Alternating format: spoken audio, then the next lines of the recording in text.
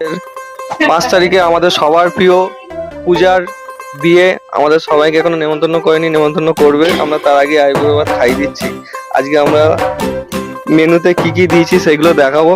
প্রথমে রয়েছে হলো মাংস, তারপরে হয়েছে ডাল, তারপরে এটা হলো চিংড়ির মালাইকারি, এটা হলো দই কাতলা,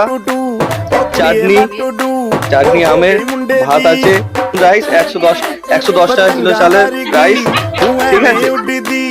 এটা হলো ফুলকপি ভাজা, এটা হলো সিম ভাজা, এটা হলো কুমড়ো ভাজা, বেগুন আছে, আলু ভাজা আছে, এদিকে পাঁপড় আছে, 4 রকম মিষ্টি আছে, দই আছে, আর ওইগুলো মধ্যে খাওয়ার জন্য নিয়ে যাবে ঘরে।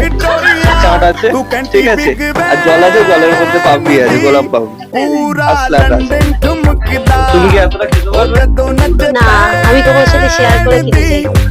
আমি আইবুড়ো ভাত খেতে চাই না।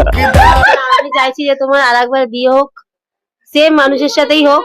সেম মানুষের সাথে? হ্যাঁ। যাই হোক, কেমন লাগছে আমাদের আইবুড়ো ভাত খেতে আমাদের বাড়িতে? অসাধারণ, কিন্তু কেরি তোমার কিছুই নেই। সব আমি করেছি এগুলো। কি বলছে রে ভাই? যা কেরি, কুটু, পিসি, মাতারিদি আর পটইদি। আমার কিছু না। না, তুমি আছো, তুমি এই ক্রেডিটটা হচ্ছে তোমার তুমি যে সুন্দর মুহূর্তটা আমরা তুলে ধরছি, এটাই তোমার ক্রেডিট। তুমি কিছু বলতে চাও? সাইডে দেখা। বলো তুমি।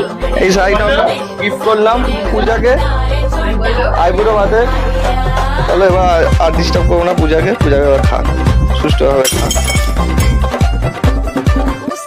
অসংখ্য ধন্যবাদ।